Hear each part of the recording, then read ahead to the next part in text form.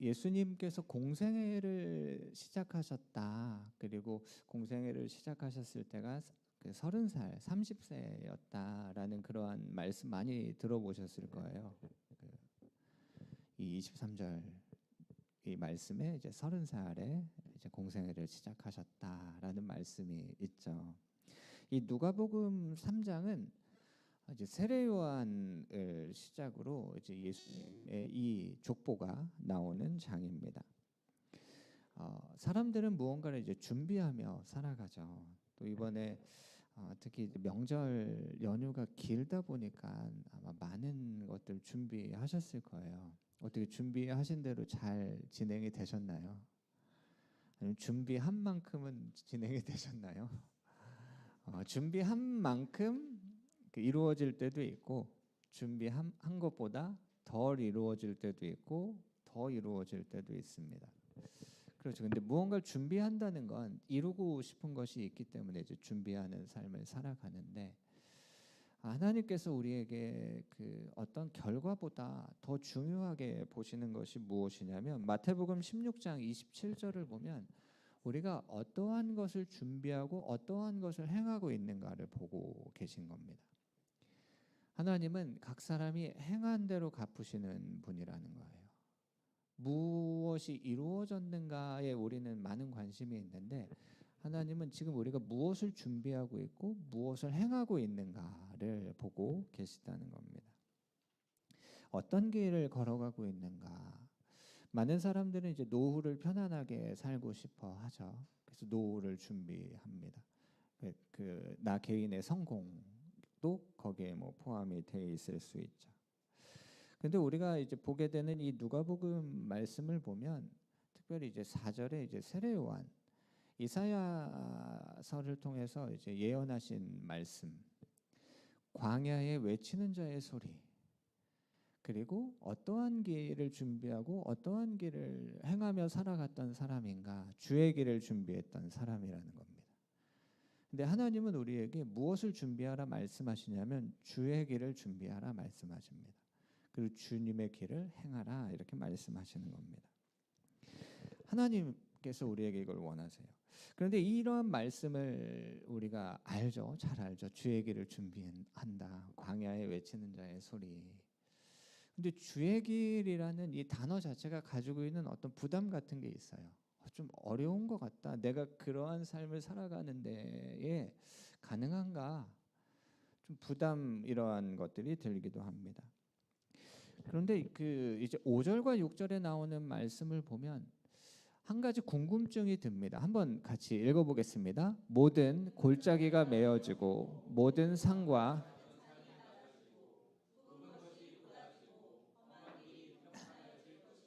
모든 육체가 하나님의 구원하심을 보리라 함과 아멘. 이것이 주의 길을 준비하며 주의 길을 걸어갈 때에 이루어지는 삶인데요. 어떻습니까? 너무나 놀랍죠. 모든 골짜기가 메어집니다. 어떻게 저렇게 패여져 있는 것들이 메꿔질 수 있을까라고 생각할 때가 있죠. 저 간극을 어떻게 메울 수 있을까?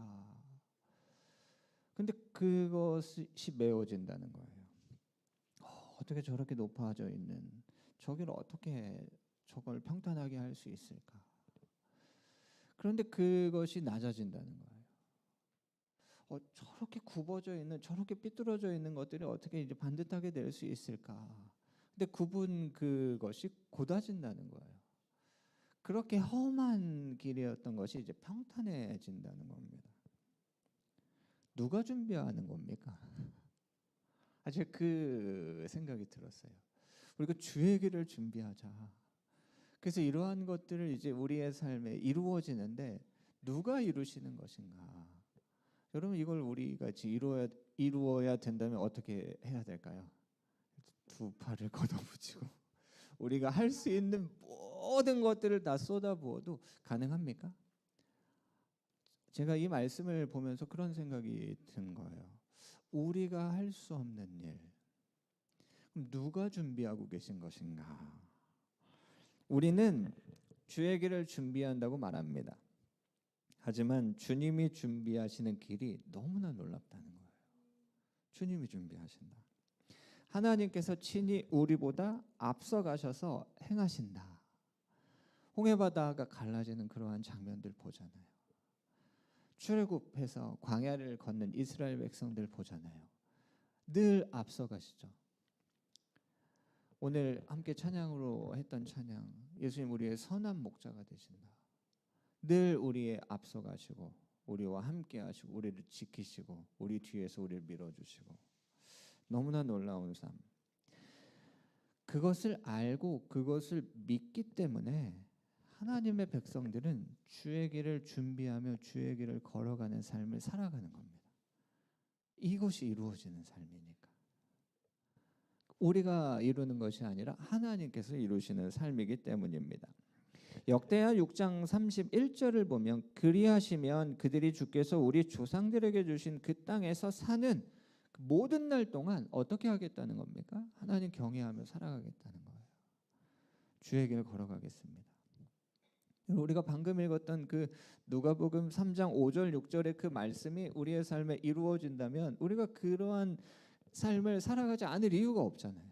주의 길 걸어가겠습니다. 하나님 경외하며 살아가겠습니다.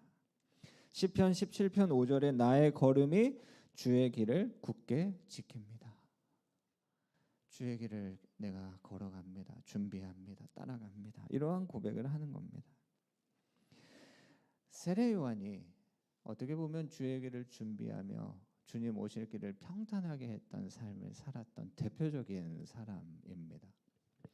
근데 그 세례 요한에게 이제 세례를 받기 위해서 수많은 무리가 찾아왔어요. 그때 세례 요한은 그들에게 이렇게 이야기합니다. 독사의 자식들아, 누가 너희에게 이 진노를 피할 수 있다 말했냐? 그리고 누가복음 3장 8절의 이야기를 합니다. 함께 읽겠습니다. 그러므로 회개에 합당한 열매를 맺고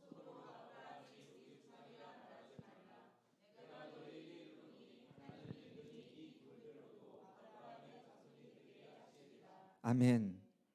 그리고 어떤 이야기를 하냐면 도끼가 나무에 놓여 있다 이렇게 얘기해요.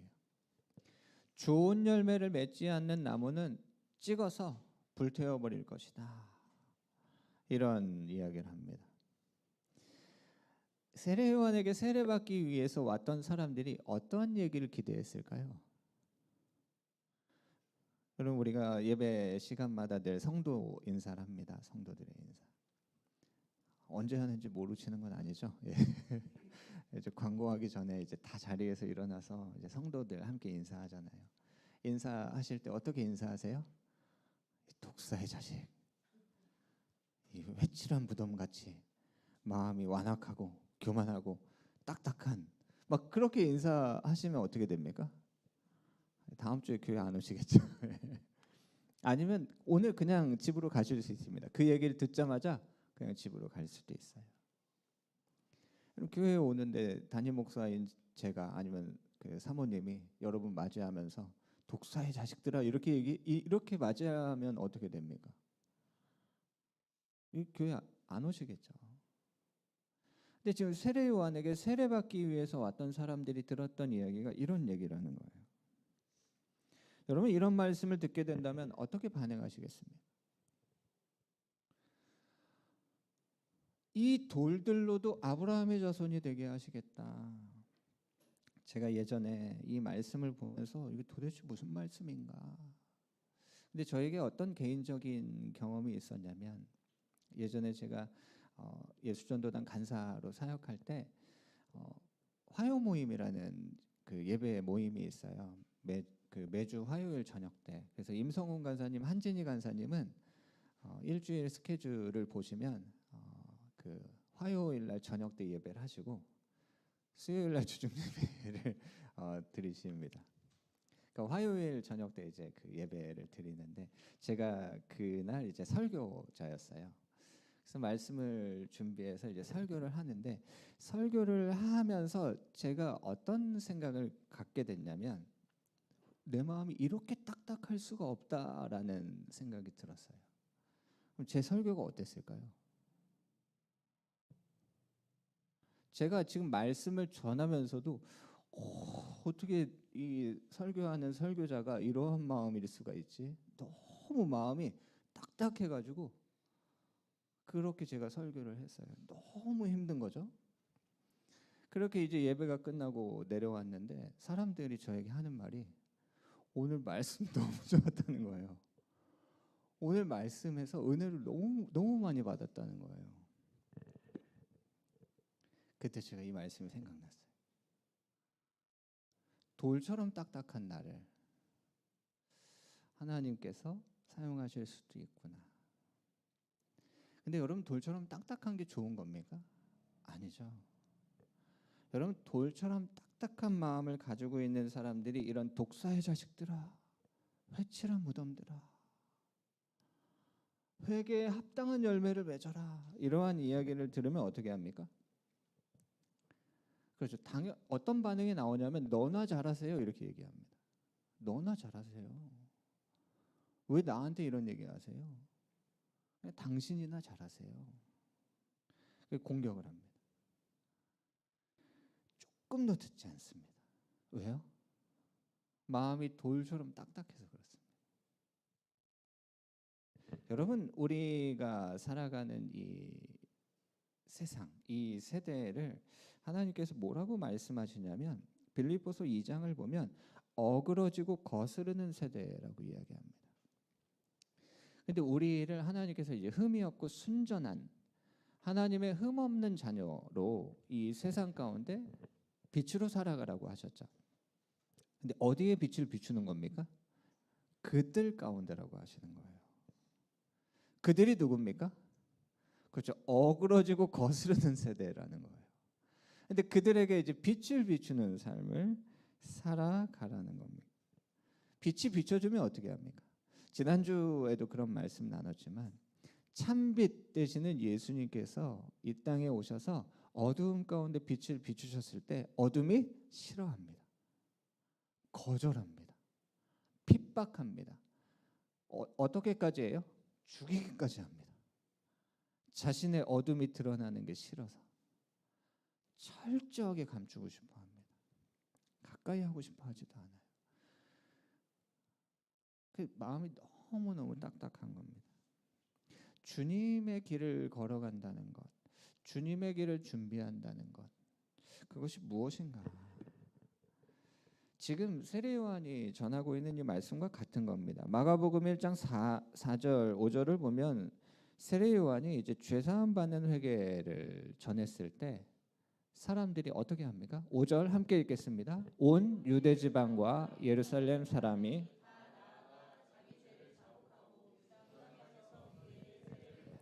아멘. 여러분, 예수님을 처음 만났을 때 그때 생각이 나십니까? 언제였을까? 저도 이제 몇 번 말씀드렸지만 저는 고등학교 1학년 그 여름 수련회 때 예수님을 처음 만났습니다. 교회는 다녔죠. 한 몇 개월 다녔어요. 그런데 그때 예수님께서 정말 살아계시고 정말 예수님 하나님이시고 날 위해 십자가에 달리셨다는 그것이 믿어지고 제가 그 예수님 앞에 섰을 때 제가 했던 것은 무엇이냐면 회개였습니다. 회개였어요. 제가 예수님 처음 만나서 예수님 앞에 딱 섰을 때 제가 했던 건 회개예요. 저는 죄인입니다. 여러분, 그때 제가 쏟았던 눈물, 콧물 그게 어땠을까? 여러분, 콧물 막 이렇게 왔다 갔다 하는 콧물 아시죠?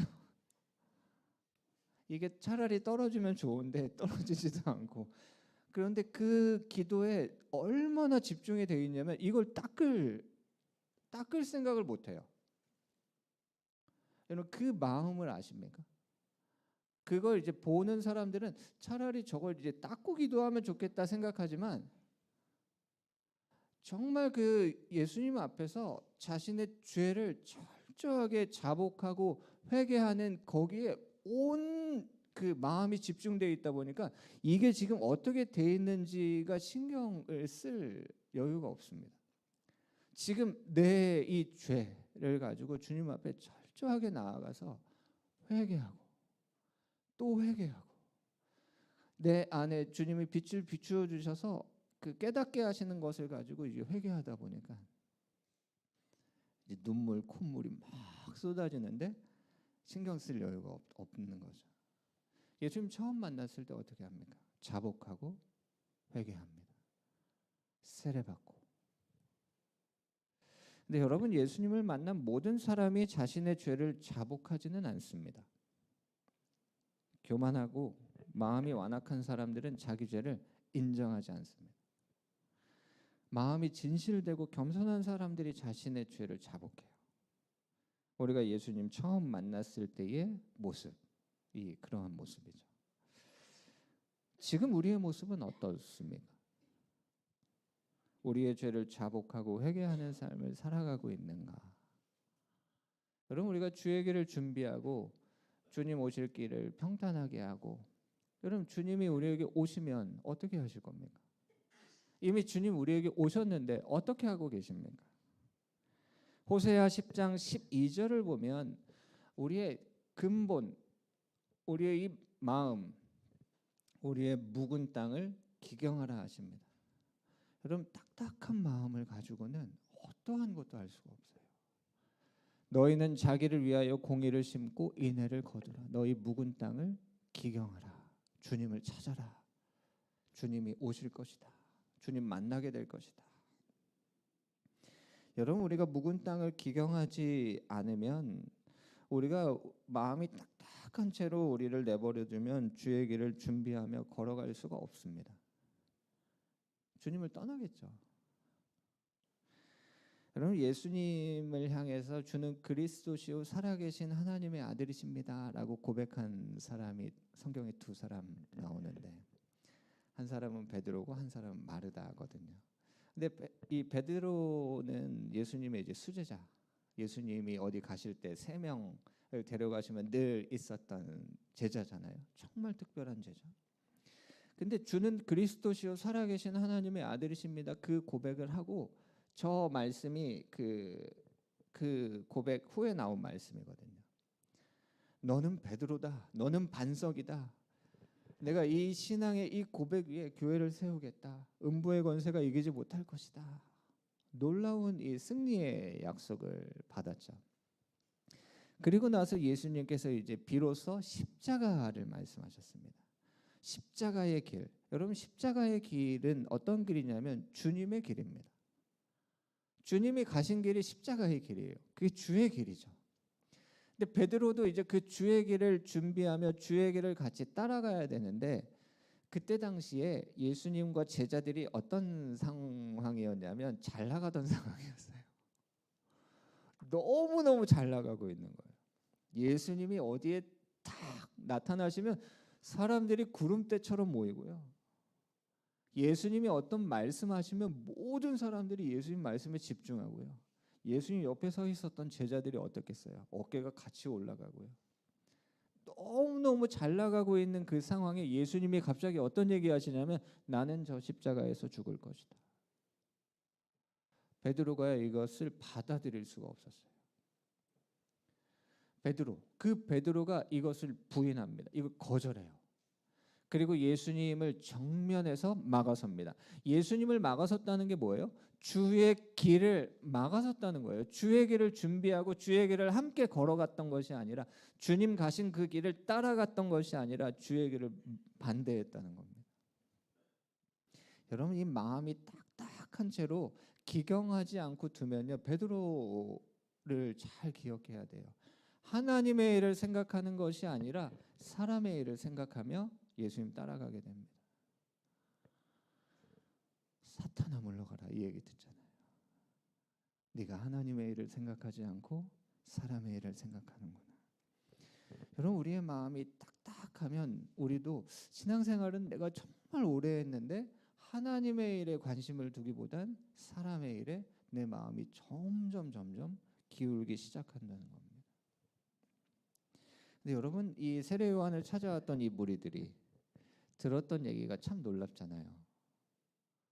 일단 독사의 자식으로 시작해가지고 회개에 합당한 열매를 맺어라. 속으로 아브라함의 자손이라고 생각하지 말아라. 지금 네 옆에 도끼가 놓여 있다. 좋은 열매 맺지 않으면 찍어서 불태워 버릴 거다. 여러분 이런 얘기 들으면 어떻게 해요? 제가 이런 얘기 들었으면 어땠을까? 일단 표정 관리가 힘들었을 것 같고 막 불편해지기 시작하겠죠. 마음도 막 부글부글했을 것 같고. 그 얘기가 이제 그 7절, 8절, 9절에 이렇게 나오거든요. 이 이야기를 듣고 이제 10절에 이렇게 반응합니다. 누가복음 3장 10절에 어떻게 반응합니까? 우리가 무엇을 하리이까? 떠난 사람도 있었겠죠. 근데 거기에 남아서 세례 요한에게 우리가 무엇을 하리이까 이렇게 물었어요. 여러분 잘 생각해야 되는 게 이들은 세례를 받기 위해 왔던 사람들입니다. 회개에 합당한 열매를 맺어라. 당연한 얘기죠. 독사의 자식들아. 그렇죠. 그런 삶을 살아왔죠. 아브라함의 자손이라고 입으로는 말했지만 삶은 엉망이었잖아요. 합당한 좋은 열매를 맺어라. 하나님이 원하시는 그 삶을 살아가라. 나한테 하시는 얘기 맞잖아요. 근데 마음이 딱딱하면 이걸 거부하고 도리어 공격하게 되지만 마음이 기경해서 부드러우면 어떻게 반응합니까? 우리가 무엇을 하리이까? 이렇게 반응한다는 거예요. 완전 다르지 않습니까? 사도행전에 이것을 완전히 그 비교해서 보여주시는 장면이 베드로의 설교와 스데반 집사님의 설교예요.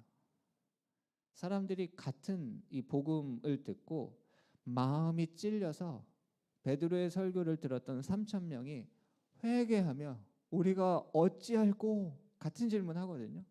그리고 예수님께 나오는데 스데반 집사님의 이 설교를 들은 사람들은 우리가 어찌할꼬의 반응이 아니라 마음이 찔려가지고 돌을 들어서 스데반 집사님을 거기에서 죽여버립니다. 들을 수가 없는 거예요. 완전히 다른 반응. 근데 이들이 지금 묻는 거예요. 우리가 무엇을 하리이까? 근데 세례 요한이 두 가지를 대답합니다. 제가 이 두 가지 대답을 듣고 뭐 이런 말을 하지라고 생각했어요. 여러분도 한번 들어보시면 첫 번째 이런 얘기를 해요.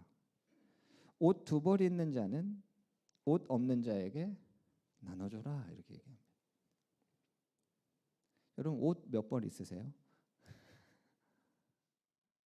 옷 두 벌 있는 자가 옷이 없는 자에게 한 벌을 주라는 거예요. 그 두 번째 한 얘기는 음식 있는 자도 그렇게 해라 이렇게 얘기하셨어요. 음식이 있는 자도 먹을 것이 있는 자도 그렇게 나눠줘라 이렇게 얘기했습니다. 이게 지금 세례를 받기 위해서 내가 주님을 따라서 주의 제자로 주님의 자녀로 살아가기를 원합니다. 우리가 무엇을 어떻게 해야 됩니까? 라고 물었던 사람들에게 했던 대답입니다. 같은 얘기죠. 여러분 마음이 딱딱하면요. 아무리 많이 가지고 있어도 나눠주질 않습니다. 꼭꼭 움켜쥐고 살아요. 다 내 겁니다. 이렇게 살면 그나마 다행이죠. 어떻게 삽니까? 뺐습니다. 그게 다음에 나와요. 근데 이러한 이야기 후에 이제 두 부류의 사람들이 같은 질문을 합니다. 한 부류는 세리, 한 부류는 군인입니다. 세리가 물어요. 군인도 묻습니다. 이들도 세례를 받기 위해서 온 사람들이고 이들의 질문도 똑같습니다. 우리는 무엇을 하리이까? 이 얘기를 같이 들었잖아요. 세리가 우리는 무엇을 하리이까? 군인들도 우리는 무엇을 하리이까? 이렇게 물었어요. 세례를 받기 위해서. 세례 요한이 그들에게 이렇게 얘기합니다. 세리들에게는 부과된 것 외에는 거두지 말아라.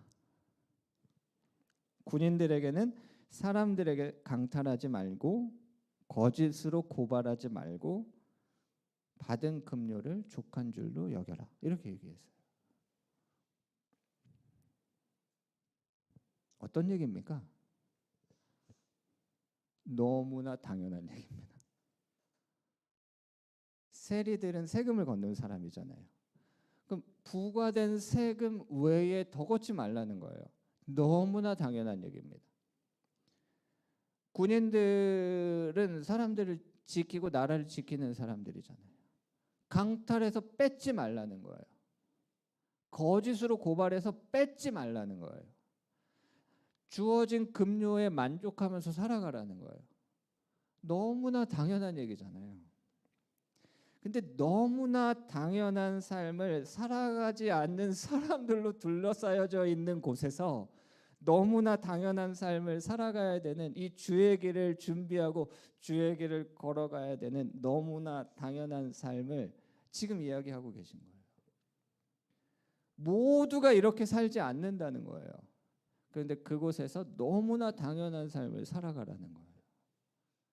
여러분, 이게 쉬울까요? 어려울까요? 여기서 갈등하시면 안 됩니다. 안 되는데. 여러분, 우리의 마음이 기경되어 있으면요, 그렇게 고민할 이유가 없습니다. 왜요? 당연한 거니까. 그렇게 하지 않는 사람들 많은데요. 아니요. 나는 내가 주의 길을 준비하고 주의 길을 내가 걸어가면 된다는 겁니다. 어그러지고 거스르는 이 세대 가운데에서 그렇게 살아가라고 너무나 당연한 얘기를 지금 세례 요한이 했다는 거예요. 세금 더 걷지 마. 사람들 괴롭히지 마. 강탈해서 뺏지 마. 거짓으로 고발하지 마. 너무 당연한 건데 이것을 행하지 않는 사람들이 가득한 곳에서 하나님의 이제 이 순전한 자녀로 빛을 그들에게 비추며 살아가라는 겁니다. 주의 길을 준비하며 걸어간 삶이 예수님이 이미 가셨던 십자가의 길이라고 말씀드렸죠. 근데 여러분, 십자가의 길을 가는 우리를 사람들이 지지해 줍니까?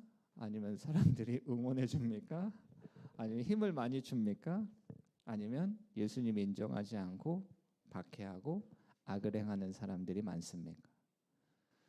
아까 박상우 집사님 나누시는 얘기 듣고 충청북도가 잘 되시기를 간절히 기도하겠습니다. 정말 많은 사람들이 그렇게 안 살아가고 있을 때 그러한 길을 걸어간다는 것이 힘들죠. 지지를 받기가 어렵고, 아니요, 그냥 놔두기라도 했으면 좋겠는데 박해한다는 겁니다. 힘들게 한다는 거예요. 주님의 오실 길을 곧게 하려는 우리잖아요. 주의 길을 준비하고. 근데 악을 행하는 사람들을 만나게 됩니다. 여러분, 우리에게 악을 행하는 사람을 만났을 때 어떻게 해야 됩니까? 하나님 우리에게 이렇게 말씀하십니다. 악에게 지지 말아라. 당연하죠. 나에게 악을 행하는 사람에게 지지 말아야 된다. 그러면 그들을 어떻게 이겨야 되는가? 선으로 악을 이겨라. 이렇게 말씀하세요. 나에게 악을 행하는 자에게 나도 악하게 대해야 되잖아요. 너무 당연한 얘기 아닙니까? 나에게 한 대 때렸으면 나는 2대 때려야 되잖아요. 저만 그런 생각 한다는 것처럼 바라보고 계신데, 악을 행하는 자에게 그 악에게 지지 말고 선으로 그 악을 이기라는 겁니다. 그러면서 이런 말씀하세요. 로마서 12장 14절에 너희를 박해하는 자를 축복해라. 축복하고 저주하지 말아라.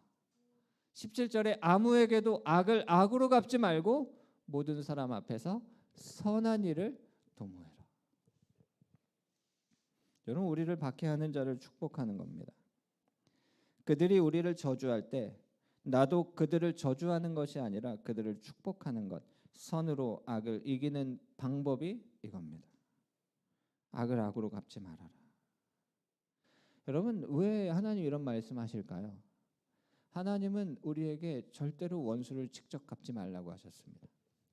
원수 갚는 것은 나에게 있다. 여러분, 우리는 하나님을 따라서 하나님을 믿고 주의 길을 준비하고 주의 길을 걸어가는 사람들입니다. 여러분 광야에 외치는 자의 소리라고 하잖아요. 제가 이 세례 요한을 참 좋아해가지고 세례 요한은 그 주 무대가 광야였습니다. 그 세례 요한의 옷은 약대 털옷을 입고 음식은 메뚜기와 석청을 먹으면서 살았죠. 그리고 회개의 복음을 전했던 세례 요한. 여러분 생각해 보시면 광야에서 말씀을 전하는 게 좋을까요? 예루살렘 성전에서 말씀을 전하는 게 좋을까요? 비교 자체가 안 되는 거죠. 여러분 예루살렘 성전에 딱 서서 쫙 준비된 무대에서 쫙 사람들의 집중을 받으면서 그렇게 설교하면 얼마나 좋습니까?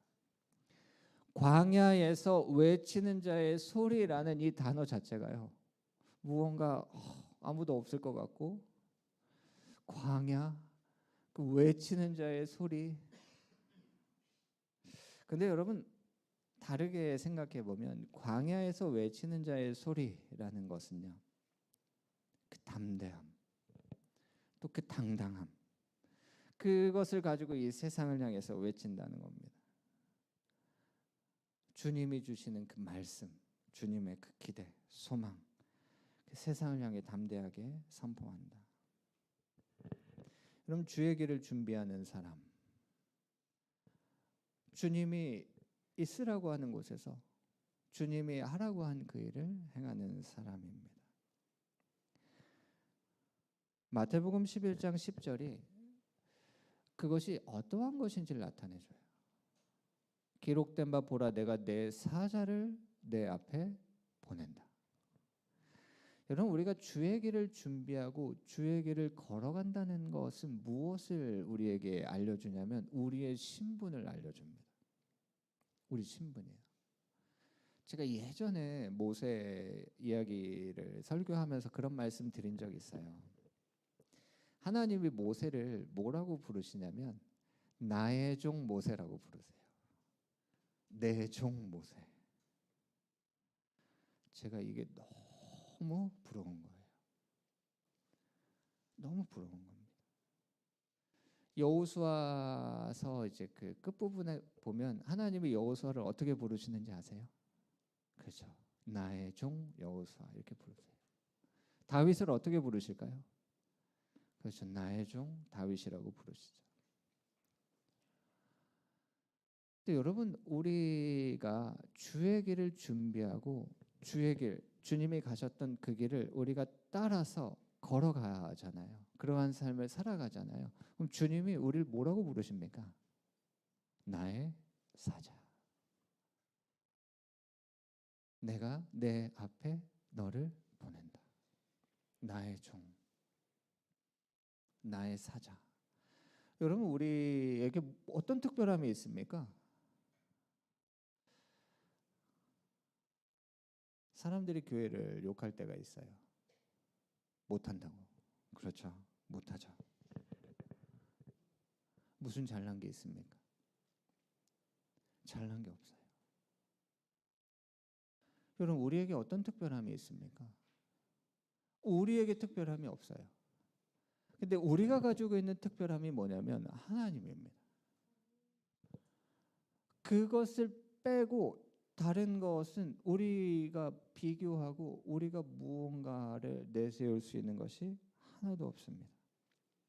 누가복음 3장 23절 우리가 처음에 읽었던 이 말씀 보면 그렇지 예수님이 그 공생애를 30살에 시작하셨다. 뭐 그러한 근거가 되는 말씀이지만 제가 오늘 집중했던 말씀은 그 다음에 나오는 말씀입니다. 사람들이 아는 대로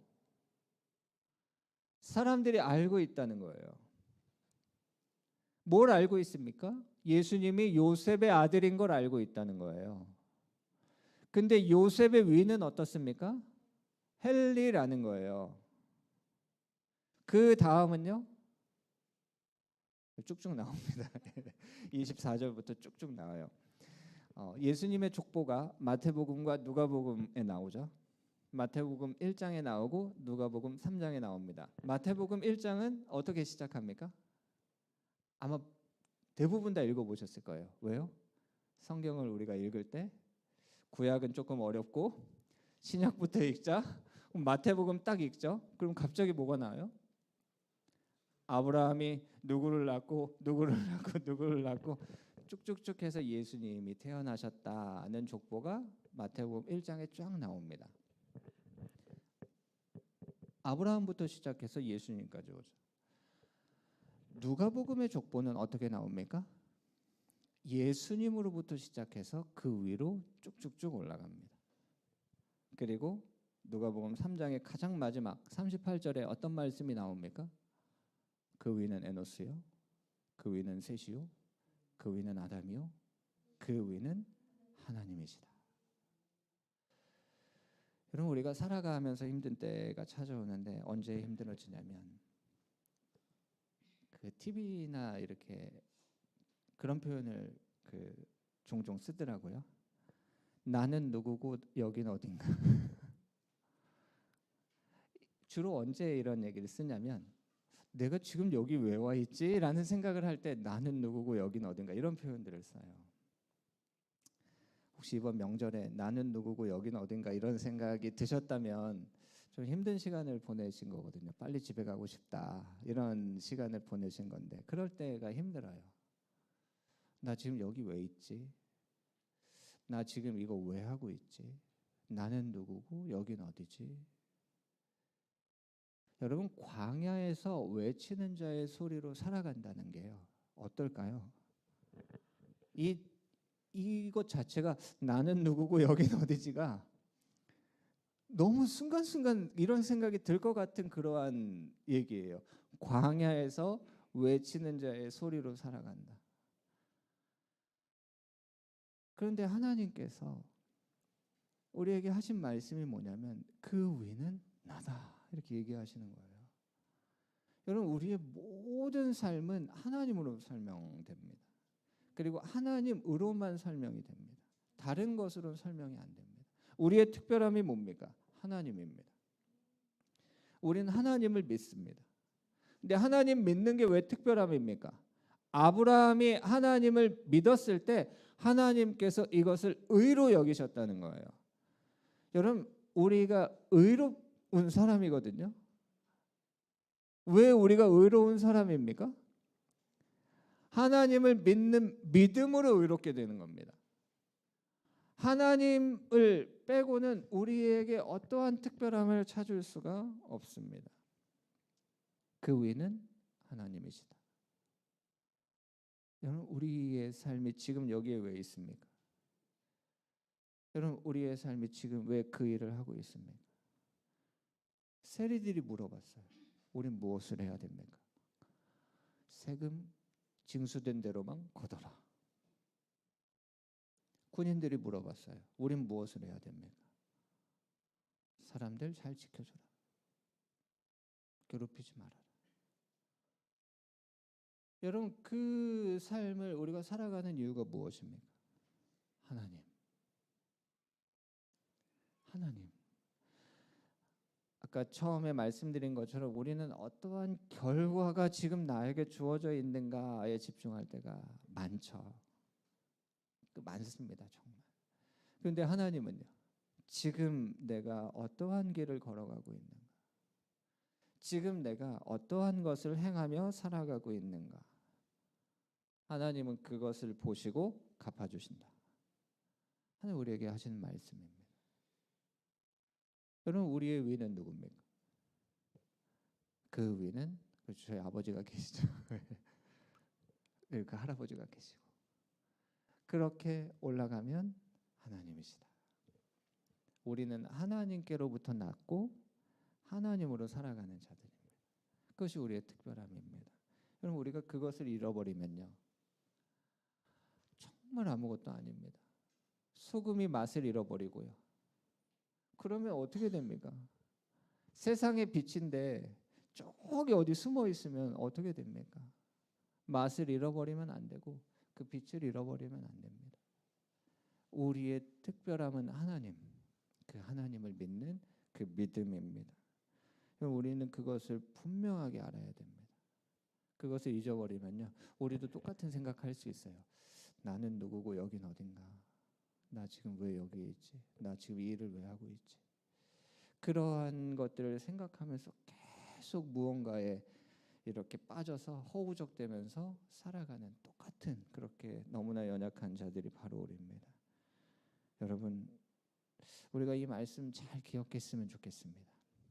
우리는 하나님으로부터 나서 하나님으로 살아가는 자들이다.